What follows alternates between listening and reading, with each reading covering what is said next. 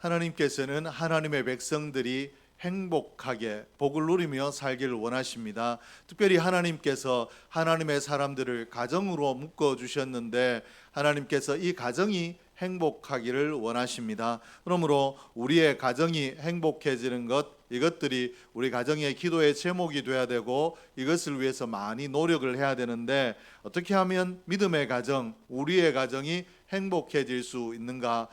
우선은 믿음의 반석 위에 든든히 서고 하나님의 복주심이 있어야 되겠지만 또 그 가운데 우리 가정의 행복을 결정짓는 중요한 것이 하나 있는데 무엇인가 하면 물질 문제입니다. 물질이 우리 가정에 어떤 역할을 하고 또 우리 가정에서는 이 물질을 어떻게 대하는 것이 옳은가, 물질에 대한 바른 개념을 가지고 있어야 우리 가정이 행복한 가정으로 나아갈 수 있는데 더구나 요즘처럼 경제적으로 어려운 시기인 시대를 지나고 있는 요즘 같은 시기에는 특별히 우리 가정이 행복하고 불행하기 위해서 물질의 문제에 대한 답을 가지고 있어야 물질 때문에 시험에 들지도 아니하고 또 물질 때문에 거만해지지도 아니하며 늘 한결같이 하나님 안에 마음을 가지고 살아갈 수 있는데 오늘 믿음의 가정, 성도의 가정이라 할지라도 이 물질의 문제를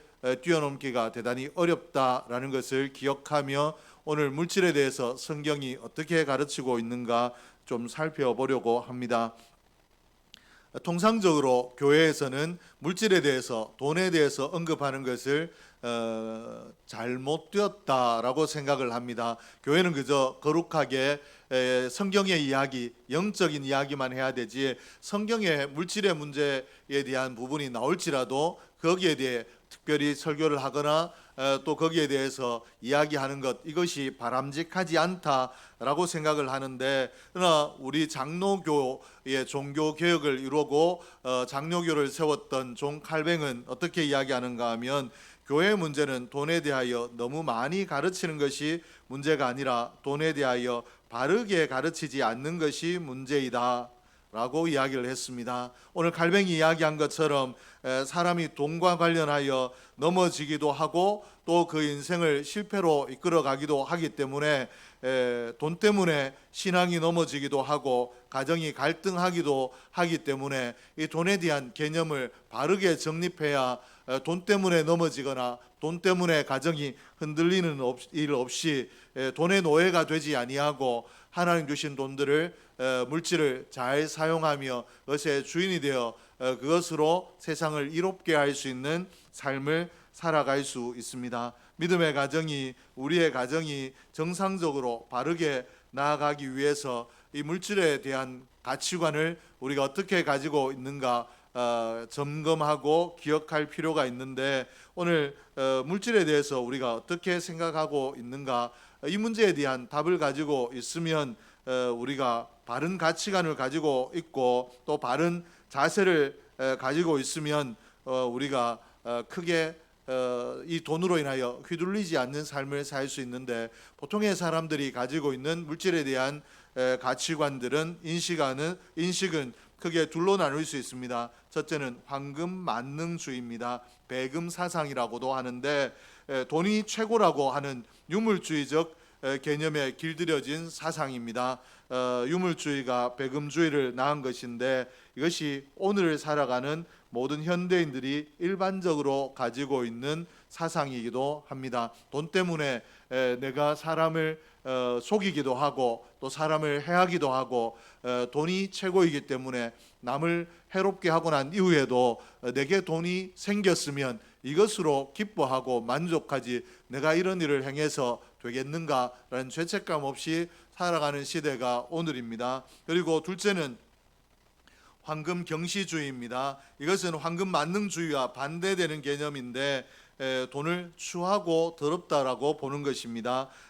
영적 생활에 아무런 도움이 되지 않는 것이 물질이다. 그러므로 이 속된 것을 생각하고 이 속된 것을 추구하는 것이 잘못이라고 생각하는 것입니다. 우리나라 사람들이 특히 이것이 강한데 왜 그런가 하면 우리나라의 사상을 오랫동안 지배했던 사상이 유교 사상입니다. 그러므로 이 유교 사상에서는 청빈을 선으로 봅니다. 즉 다시 말해서 물질을 많이 가지지 않고 가난하게 청렴하게 사는 것, 이것이 선이고 물질을 많이 가지는 것이 오히려 좋지 못하다라고 생각하고 가난하게 사는 것을 대단히 선비답게 사는 길이라고 굉장히 긍정적으로 보는 사상이기 때문에 이러한 영향이 오늘 한국을 살아가고 있는 한국교회 성도들의 신앙에도 배어 있기 때문에 마치 가난이 신앙생활을 잘 하고 있는 척도가 되는 것쯤으로 생각을 하고, 목회자나 또 중직자들에게 부유하게 사는 것이 아니라 가난하게 사는 것이 옳다라고 이렇게 생각하는 경향들이 있다라는 것입니다. 그러므로 또 영적으로 사느냐의 척도도 가난하게 사느냐 부자로 사느냐 여기에 두는 경우도 빈번합니다. 그러나 이런 극도의 이 돈을 멀리하는 이런 사상들이 신비주의가 되기가 쉽고 또 영지주의자들이 되기가 쉽기 때문에 우리가 여기에 이것에 마음을 둬서는 안 되고 우리 바른 물질관을 가지고 있어야 되는데, 하나님의 자녀들이 바른 물질관을 가지고 살아간다라면 어떻게 사는 것인가? 우리 대부분의 하나님의 백성들이 이중적인 가치관을 가지고 살아갑니다. 물질의 이중적인 가치관을 가지고 있다라는 것은 겉으로 말을 할 때 표면적으로는 물질이 전부가 아니고 물질을 많이 소유하는 것, 이것이 오히려 우리를 넘어지게 할 수 있다라고 생각하고 말을 하고 대화를 하지만 마음으로는 그래도 내가 물질을 많이 소유했으면 좋겠다라고 하는 이중적인 가치관을 가지고 있다라는 것입니다. 그러나 물질을 가지지 않는 청빈한 삶, 그리고 물질을 많이 추구하는 황금만능주의적인 사고, 이 모든 것들이 성경적인 물질관이 아니라는 것을 우리는 기억해야 됩니다. 디모데전서 6장 10절에 보니까 돈을 사랑함이 일만하게 뿌리가 되나니 이것을 탐내는 자들은 이 미혹을 받아 믿음에서 떠나 많은 근심으로써 자기를 찔렀도다. 오늘 디모데전서 6장 10절에서 이야기하는 것, 물질이 악함으로 물질을 가지는 자는 악해진다라고 이야기하는 것이 아니라 돈을 사랑하는 것이 문제이다라고 이야기를 하고 있습니다. 물질은 선하지도 악하지도 않은데 돈을 최고의 가치에 두고 물질을 추구하며 물질을 전부라고 생각하고 살아가는 황금만능주의, 황금 숭배주의가 문제가 된다라는 것입니다. 황금의 노예가 되어서 신의도 또 가치관도 다 버리고 여기에 올인하며 살아가는 것, 도덕도 양심도 버리고 또 인간에 대한 긍휼의 마음과 사랑의 마음들도 다 버리고 살아가는 이런 것들이 잘못된 것이지, 물질은 선하지도 악하지도 않다 라고 이렇게 이야기를 하고 있습니다. 성경 어느 곳을 보더라도 재물과 보화가 나쁘다거나 이것 자체가 악하다라고 이야기하는 것이 없습니다.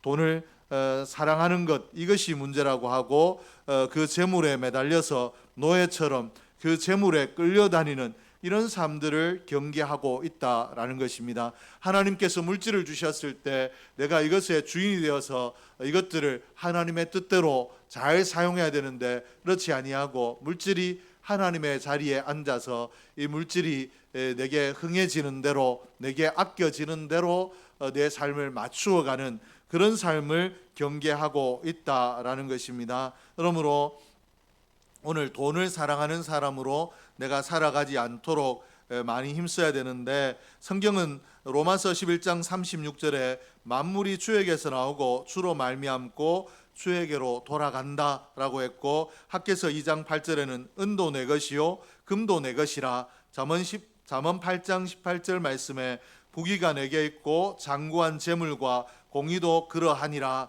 역대상 29장 12절에는 부와 귀가 주께로 말미암고 또 주는 만물의 주제가 되사 손에 권세와 능력이 있사오니 모든 사람을 크게 하심과 강하게 하심이 주의 손에 있나이다. 신명기 8장 18절에 네 하나님 여호와를 기억하라. 그가 내게 재물 얻을 능력을 주셨음이라. 성경의 여러 부분들을 살폈는데 성경의 물질이 악하다, 이것들 절대로 멀리해라 라고 하는 것이 아니라 하나님께서 주신 복이라고 이야기하고 이 땅에 있는 모든 물질적인 것들도 하나님으로 말미암는다 라고 우리에게 가르치고 있습니다. 그러므로 성경은 재물 자체를 악으로 보거나 재물 자체를 선으로 보는 것이 아니라 우리에게 이 물질에 휘둘리지 아니하고 이 물질을 소유할 때 내 마음은 물질이 최고의 자리에 있는 것이 아니라 거기에 초연하고 내 마음이 가난하여 오로지 믿음으로 살아가고 그 물질들을 믿음에 따라 사용할 수 있는 심령의 가난을 우리에게 강조하고 있습니다. 재물을 예찬하는 것이 아니라, 재물의 가난을 예찬하는 것이 아니라 심령의 가난을 예찬하고 있다라는 것입니다. 믿음의 사람인 우리에게도 물질이 필요합니다. 가난한 것이 죄가 아니듯이 부한 것도 죄가 아니기 때문에 우리가 오늘 가난하다고 해서 비참한 자리에 비참한 마음을 가질 필요가 없고, 또 부유하다라고 해서 남보다 내가 더 대단하다라고 생각할 필요가 없이 항상 우리는 물질보다 사람 그리고 하나님의 선한 일, 이것들을 더 큰 가치에 두고 그것들을 쫓아 살아가야 될 줄로 믿습니다. 이 땅에 있는 것들이 주님의 것인데 그러면 우리가 물질의 주인이 될 때 이 물질을 어떻게 사용하느냐, 이것이 중요하다라고 말씀을 드렸는데, 이 말을 좀 바꿔서 이야기하면 내가 이 물질을 버는데, 이 물질을 소유하게 되는데 어떤 마음으로 소유를 해야 되고 어떤 방법으로 소유를 하게 되느냐. 카네기는 돈은 인색한 자가 생각하는 것처럼 귀한 것이 아니요 가지지 못한 자가 멸시하는 것처럼 무익한 것도 아니다. 귀한 것은 바르게 벌기가 힘들고 바르게 쓰기가 힘든 까닭일 뿐이다 라고 이렇게 이야기를 했습니다. 물질이 귀한 것은 바르게 벌기가 힘들고 바르게 쓰기가 어렵기 때문에 귀한 것이다. 즉 다시 말해서 이 물질을 바르게 벌고 바르게 사용한 사람이 드물다, 그리고 그 사람이 귀한 사람이다 라고 이렇게 우리에게 가르치고 있는데, 오늘 바르게 번다라는 것이 쉬운 일이 아니다 라고 한 것처럼 오늘 정말로 우리의 삶 속에서 물질을 바르게 벌기가 어렵습니다. 그러나 믿음의 사람은 이 물질을 최고의 가치에 두고 추구하는 것이 아니라 바르게 벌어야 된다라는 것입니다. 출애굽기 23장 8절 말씀에 너는 뇌물을 받지 말라라고 이렇게 말씀하셨고, 또 잠언 21장 6절에는 속이는 일로 재물을 모으는 것은 죽음을 구하는 것이다 라고 이렇게 말씀을 하셨습니다. 그리고 또 야고보서 5장 4절에는 추수한 품꾼에게 주지 아니한 삭시 소리 지르며 라고 말씀하셨는데, 한결같이 성경이 이야기하고 있는 것은 정당한 방법으로 남에게 피해를 끼치지 아니하고 수고하여 물질을 소유하는 것이 옳다라고 말씀을 하셨습니다. 그러므로 오늘 우리 모두도 내가 얼마나 가졌느냐보다 내가 어떻게 땀 흘려 수고하여 물질을 벌고 있는가, 여기에 더 마음을 둘 수 있기를 주의 이름으로 축복합니다. 그리고 내가 수고하여 번 이 물질을 카네기가 이야기한 것처럼 바르게 사용하기가 어렵다라고 했는데, 오늘 본문 20절 말씀에도 보니까 오직 너희를 위하여 보물을 하늘에 쌓아두라라고 하셨습니다. 땅에 쌓아두지 말라라고 하셨는데, 이것이 우리 그리스도인들의 재물을 사용하는 자세입니다. 즉 내가 번 것이라고 해서 나를 위해서만 이 땅에 쌓아두지 아니하고 하늘에 쌓아두라. 이 하늘에 쌓아두라는 것은 가치 있는 일을 위하여 일함으로 하나님께서 주실 상급을 쌓으라라는 말씀이 되고, 또 하나님의 선한 일에 사용함으로 하나님 앞에 받을 상급을 쌓으라라는 말씀이 되기도 합니다. 그러므로 오늘 저와 여러분이 오늘 어떻게 사용을 하느냐, 이것이 대단히 중요한데, 먼저는 우리가 우리 자신만을 위해서 사용해서는 안 됩니다. 이기적으로 물질을 사용하는 것이 틀렸다라는 것입니다. 너희를 위하여 보물을 땅에 쌓아 두지 말라 라고 하신 이 말씀이 바로 너희를 위하여 보물을 땅에 쌓아둔다. 내가 내게 한번 들어온 것들은 나를 위해서만 쓰지 다른 가치로운 일 또 좋은 일을 위하여 쓰지 않는 이런 것들을 이야기하는 것인데, 자신만을 향하여 재물을 쌓게 되면 하나님의 이 복주심 개념, 하나님 앞에 내게 있는 것들로 바르게 사용하면 하나님이 복주신다라는 개념을 이미 놓쳐버리고, 이 물질이 나를 풍요롭게 하고 이 물질이 나를 행복하게 한다라는 노예된 자세에 붙들린 것이기 때문에 우리가 그것이 오히려 저주가 될 수 있다라는 것입니다. 그래서 누가복음 12장에는 어리석은 부자에 대해서 자신을 위하여 재물을 쌓아두었는데 하나님께서 오늘 네 영혼을 내가 거두어가면 네가 쌓아둔 것이 무엇이 유익하겠느냐라고 하셨던 이 부자의 비유도 하나님께서 우리에게 주셨습니다. 내가 비축하는 것은 내가 할 수 있지만 하나님께서 이것들을 사용할 수 있는 시간을 주셨을 때 가치 있게 사용해야 되지, 언제나 그 물질이 내가 쓰고 싶을 때를 기다리고 있는 것이 아니라는 것입니다. 그러므로 나를 위하여 먹고 마시는 일에만 사용하는 것이 아니라, 사치하는 일에만 사용하는 것이 아니라 우리가 바르게 사용해야 된다. 제가 언젠가 한번 말씀을 드렸습니다마는 줬으면 그만이지 라는 책의 주인공인 김장하 선생님이 돈에 대해서 뭐라고 이야기했는가? 돈은 똥과 같다라고 이야기를 했습니다. 똥을 한 곳에 모아두면 악취가 나지만 밭에 퍼서 흩어버리면 그것이 좋은 거름이 되어서 식물을 자라게 하는 것처럼, 돈도 나를 위해서 쌓아두기만 하면 거기에서 내 마음도 내 삶도 무너지고 사회도 악해지고 악취가 나지만, 흩어주면 그 돈에 꽃이 핀다라고 이야기를 하고, 그래서 이분이 참 나눔을 많이 실천하셨고, 그 나눔을 실천할 때 자세가 내가 줬는데 그 사람이 어떤 삶을 살고 있는가, 그 사람이 어떻게 사용했는가, 이것이 아니라 자기는 주는 것으로 끝이다 라고 하는 그런 물질에 대한 가치관을 가지고 지금까지 살았던 사람인데, 우리가 본받을 필요가 있고 우리가 한번 생각할 필요가 있는 부분인 줄로 압니다. 그리고 물질을 우리가 이렇게 사용해야 되는 가장 결정적인 이유가, 우리가 한번 소유한 것들이 영원히 내 것이 아니기 때문에 그렇습니다. 오늘 말씀에는 뭐라고 이야기하고 있는가 하면 좀과 동록이 생긴다라고 이렇게 이야기하고 있습니다.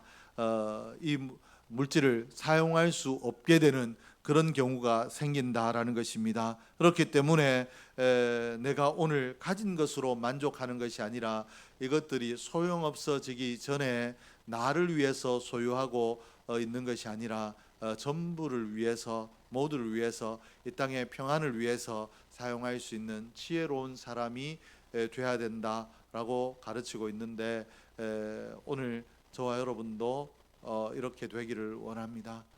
김장하 선생님의 이야기를 자주 해서 죄송합니다마는, 이 사람이 왜 어떻게 이렇게 많은 이 자선 사업, 장학 사업을 할 수 있었느냐라고 물었을 때 뭐라고 이야기하는가 하면, 자기가 한약방을 했는데 자기를 찾아온 사람이 다 아프고 괴로운 사람들인데, 그 아프고 괴로운 사람들에게 번 돈을 자기가 호의호식하는데 쓸 수가 없더라. 그러므로 사회에 어려운 사람, 고난당하는 사람을 위하여 나누어 주는 것, 환원하는 것, 이것이 옳은 것 같아서 자기를 위해만 쓰는 것이 아니라 자기가 어려운 사람들에게 번 것을 사회에 환원을 했다라고 이렇게 이야기를 했습니다. 오늘 우리도 그랬으면 좋겠습니다. 하나님께서 네가 쌓아둔 것이 좀과 동록이 먹는다, 이 말이 나를 위해서 언젠가 쓰겠다라고 벼르다가 쓸모없는 것이 된다라고 했는데, 오늘 우리가 우리에게 주신 것들을 크든지 적든지 가치 있게 쓸 수 있는 지혜로운 인생이 될 수 있기를 원합니다. 가치 있게 쓴다라는 것은 하나님이 원하시는 대로 쓰는 것입니다. 선한 일에, 그리고 믿음의 일에 사용하는 것이고, 또 내가 정직한 일에, 또 내가 정말 사치가 아닌 누릴 수 있는 일에 사용하는 것인데 그렇게 될 수 있기를 주의 이름으로 축복합니다. 그리고 오늘 성경 말씀에 네 보물이 있는 그곳에 네 마음도 있다라고 이렇게 말씀을 하셨습니다. 내 마음이 이 보물을 내가 움켜쥐는 데만 있으면 내가 하나님과 멀어져 있다. 그러나 이것들을 정말 하나님의 원하심에 따라 선한 일에 믿음의 일에 사용할 수 있다라는 것은 이미 내 마음이 하나님 나라에 있다라고 말씀하셨는데 오늘 저와 여러분이 이 말씀을 기억하고 물질의 노예가 아니라 주인으로 살아갈 수 있기를 원합니다. 특별히 가정주일에 왜 이 말씀을 드리는가? 우리가 다른 가정들과 비교하면 저 가정에는 저렇게 많은 물질을 가지고 저렇게 호화롭게 사는데 라고 비교하고 우리의 열등감을 가지고 또 비참함을 느낄 수도 있는데 돈은 그저 우리가 사용하는 것이고 선한 일에 쓰는 도구일 뿐이지 돈이 가치로운 것이 아니다라는 것을 기억하고 돈 때문에 마음이 상하지도 말고 돈 때문에 우쭐하지도 마시고 돈을 잘 사용할 수 있는 가정으로 또 자녀들에게 돈은 가치롭게 쓰는 거야 라는 것을 잘 가르치는 가정으로 우리의 가정들이 든든하게 세워져서 하나님 앞에 서는 그날에 우리의 가정이 칭찬받는 상급받는 그런 가정 될 수 있기를 주의 이름으로 축복합니다. 기도하겠습니다.